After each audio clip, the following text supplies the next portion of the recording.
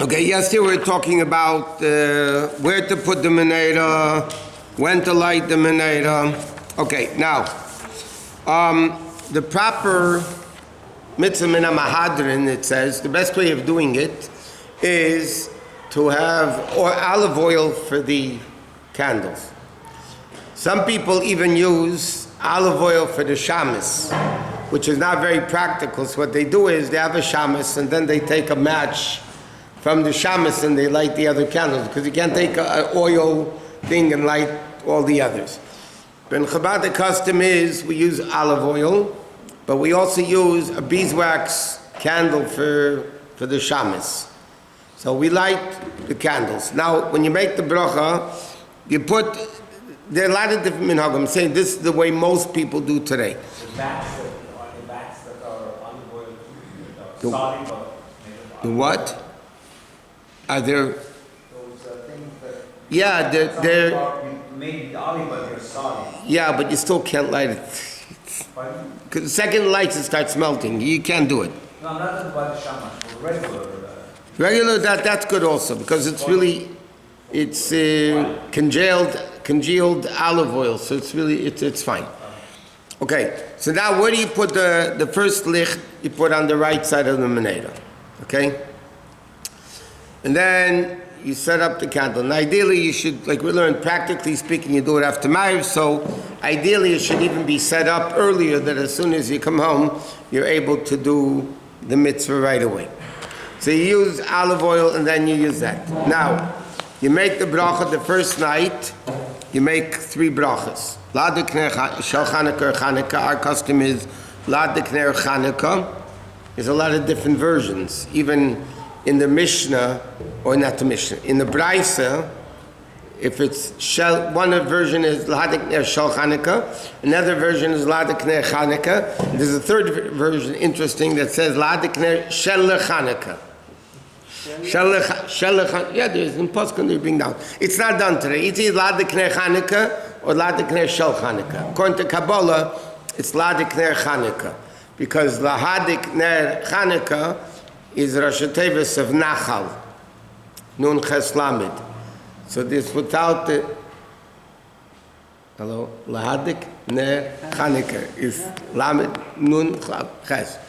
Now it's another interesting point. Those that, Nachal the Nechos Hashkim. It's the level Aiden Keset Makif, whatever. It's not for now.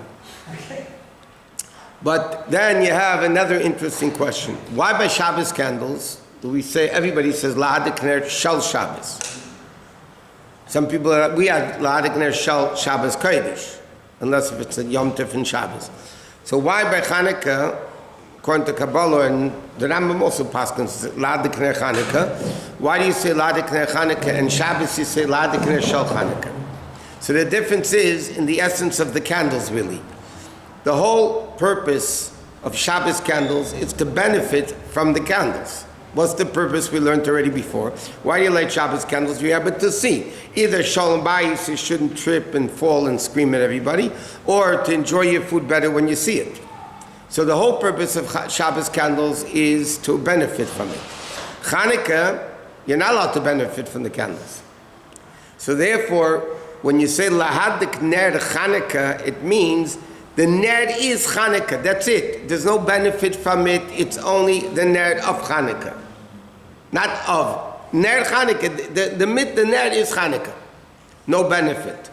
Shabbos candles, though, where you benefit from it, so it's Shel Shabbos. It's for Shabbos. Because it's Shabbos, but it's also for your own personal benefit also. So if you Erev Shabbat and it's Hanukkah, which one you say? You say Hanukkah or Shabbat? No, on the Shabbat candles you say Ladekner Shel Shabbos. On the Chanukah candles you say Ladekner Chanukah. Well, no, it's Separate candles. So if you're going to be Erev Shabbat and Chanukah at the same time, what happens? So first you light the Chanukah candles and then you light the Shabbat candles. Oh, two. Separate. Okay, now the halacha is that hadlaka is a mitzvah, which means the lighting is what does the mitzvah. That means, we mentioned this briefly the other day. When you light the candles, you must have enough oil present. Not only that, it has to be lit in a place where you're allowed to light. In other words, what happens if somebody lit the menorah above 20 amas? They lit it 40 feet up from the ground, okay? And they made a bracha. Then they realized, no, I have to bring it down, it's too high. So then you wouldn't get to the mitzvah. You have to relight, you have to blow them out and relight the candles. Because when you lit them, you didn't light them in a place where it's kosher. In other words, you need, that lighting does the mitzvah. That means when you light it, it has to be in a kosher place. It has to be enough oil to last the proper duration until half an hour after nightfall. And otherwise it's no good. So it goes in reverse also. If somebody lit the menorah in the proper place and then it was taken somewhere else, there's still yates in the mitzvah. Kosher? Huh? In a kosher place? No, kosher to kosher is not a problem. I mean, generally speaking, they try not to move them. And I mean, but if you have to move it, I'll tell you, sometimes people light the menorah and then all of a sudden the kids come over, the grandkids come over and they start running around. And you don't want a menorah on the floor or next to the door or whatever, where kids are running all over the place. So then halachically, you can pick it up and move it. And if you have to turn it off and turn it on again, then you lose. You don't turn it off and turn it on. I'm sorry. You don't turn it off and turn it on. You leave it on and just move it carefully. And if you have to turn it off, You're allowed to turn it off after the half an hour, after nightfall, you're allowed to turn it off. I mean, not close it, turn it off. Blow it out. my question was going to be, if you turn it off and you have to turn it on, can you use the same wicks or you have to change that? You could use the same wicks. In fact, there are two opinions in halacha. Is it better to use new wicks every night? Or should you use the same wicks from before? What's the question? There's two opinions in halacha. One opinion says, Chanukah represents the candles of the Bais Hamikdash. Now in the Bais Hamikdash, the halacha was, they had to light new wicks every day. They couldn't use the same wicks from yesterday. They had to use new wicks. So therefore, Chanukah should also have new wicks. Other poskim say, no, on the contrary, older wicks burn better. They burn better than the new wicks. So Chanukah, it's a zeicha for the Bais Hamikdash, but it's not the Bais Hamikdash. So therefore, there's two opinions. The Rebbe writes he wasn't able to find out what the Chabad custom is necessarily. But so some people, but there's another interesting halacha which is very important. See, the problem is today, you got most people use these kits and that's it. But there's a din like this, it still would be a problem even with these kits. According to halacha, when you light Chanukah candles, the wick and the oil become designated for a mitzvah. Therefore, when you finish with it, you're not allowed to throw it out. In halacha it says you have to make a separate fire. You can wait until after Chanukah when you have all the wicks and oil together. The leftover oil that's in the menorah, plus the leftover wicks, the used wicks, according to halacha, you have to make a separate fire and burn them, because they were designated for the mitzvah.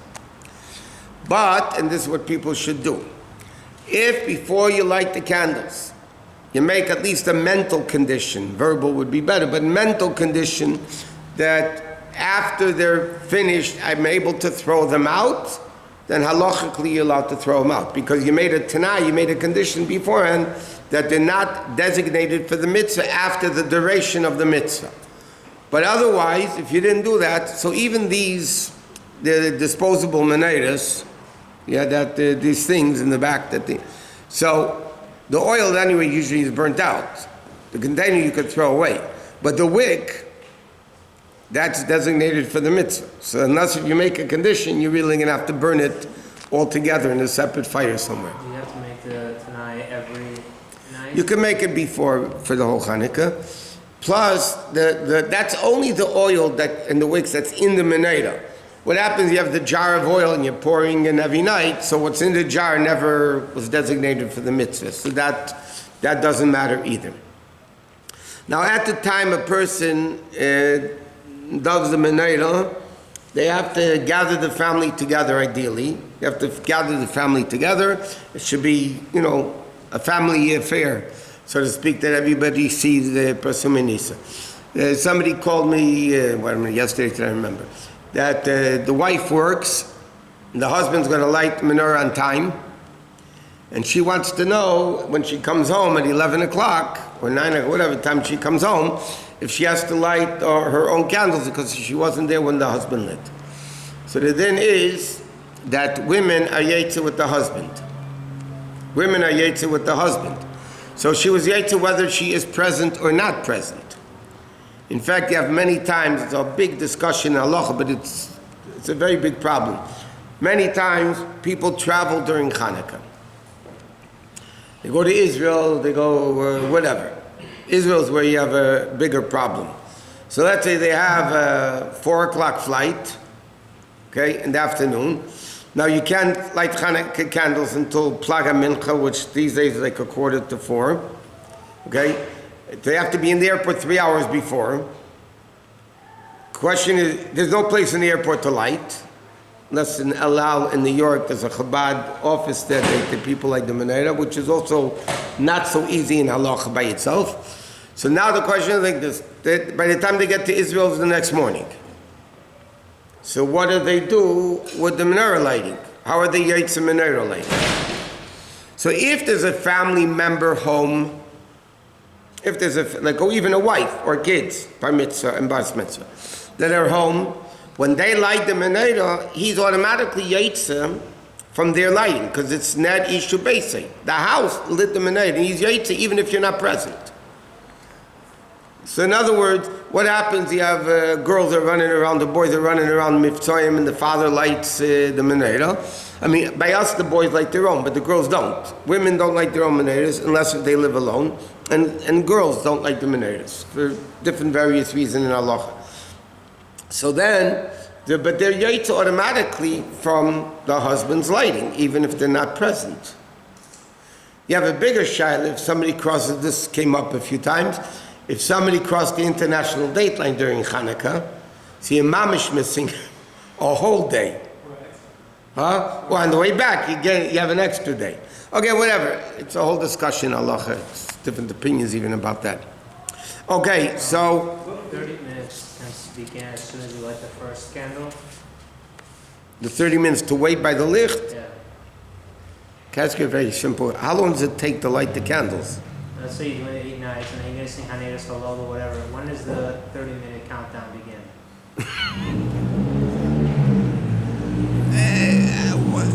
You gotta go to a Hanukkah party. No, I'm saying you're talking about before Neres Halalu. Whenever. When does How long? I'm asking a different question. How long is it from the lighting of the first candle to the sixth candle? It could be 1 minute, but if you're running out of the house, you have to know that 1 minute. If you're going to turn it off. I doubt the 1 minute is going to change the world, even though it could technically.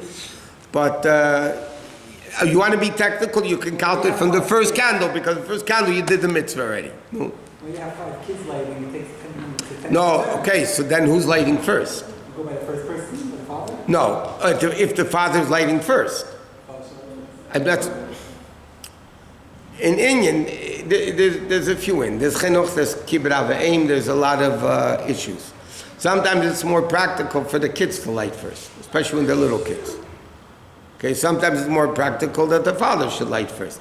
If they're older kids, then the father should light first out of kibbut avayim, you know, and then the kids should light. What's by a single parent child that's living with their mother? A boy or girl? A girl's with the mother, the minig is the mother lights, not the girl. Or the girl? Mother lights for the girl. You have this question, I get this every year, I had a bunch of times this year too. You have girls in seminary, or girls in high school, in the dorm. Okay? They're in school for Chanukah, part Chanukah. They're in the dorm. Yeah? So does one girl light for all the girls, or does each girl light separately? So the minig usually is one girl lights for everybody, the Chanukah. They're all mishtatif in a pruta. They all chip in a little bit, and then they yait. What? Sir, what did you want? You raised your hand. Oh. What if somebody's going to meet someone in a different city and he's only coming back at 9 o'clock at night, and they want to have dinner together at 5 to 6 o'clock when it's ready. Do they light in the restaurants? A similar question, if somebody's There's, guest by someone Okay, it's late already. meal, but they don't have room to sleep over and they're going home, so they light in the okay, all those dinim we'll discuss them with Hashem tomorrow night. No, because there is a difference. There's an interesting, what's the din if somebody's going to eat with the family, yeah? But they're not sleeping at home. A family of son, daughter, whatever, are going with the grandkids to the parents, yeah, for a Chanukah party. So, and they can't bench licht at home because then the party's starting earlier. Are they allowed to light by the parents? Or do they have to wait until they go home? Now, if they wait to go home, they can't eat, but they could eat. To be discussed.